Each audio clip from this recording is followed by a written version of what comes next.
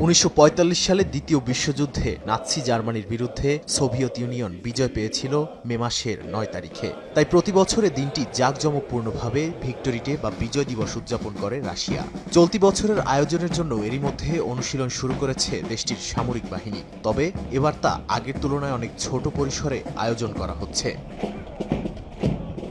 এবারের সবচেয়ে বড় পরিবর্তন হলো প্যারেডে থাকবে না কোনো ভারী সামরিক সরঞ্জাম। সাধারণত ট্যাঙ্ক, ক্ষেপণাস্ত্র ও বিভিন্ন আধুনিক অস্ত্র প্রদর্শন করা হলেও এবার তা বাদ দেওয়া হয়েছে। শুধুমাত্র সেনা সদস্যদের কুচকাওয়াজেই সীমাবদ্ধ রাখা হচ্ছে আয়োজনটি। ক্রেমলিন জানিয়েছে এই সিদ্ধান্তের পেছনে রয়েছে নিরাপত্তা উদ্বেগ। কিয়েভে ড্রোন হামলার আশঙ্কা থাকায় ঝুঁকি কমাতে এই ব্যবস্থা নেওয়া হয়েছে। যুদ্ধের মধ্যে মস্কোতেও বেশ কয়েকবার হামলা হওয়ায় সতর্ক অবস্থানে রয়েছে রাশিয়া।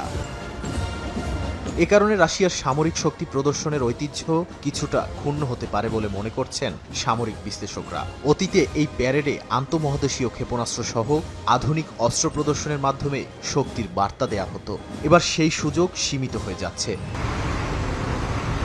তবে ঐতিহাসিক গুরুত্ব অপরিবর্তিত থাকছে। দ্বিতীয় বিশ্বযুদ্ধের ৮১তম বার্ষিকী উপলক্ষে এই দিনটি রাশিয়ার সবচেয়ে গুরুত্বপূর্ণ জাতীয় দিবসগুলোর একটি। প্রবীণ যোদ্ধাদের সম্মান জানানো ও দেশপ্রেমের আবেগ ছড়িয়ে দিতে এবারও নানা আয়োজন থাকবে, যদিও তা আগের তুলনায় অনেকটাই সংযত।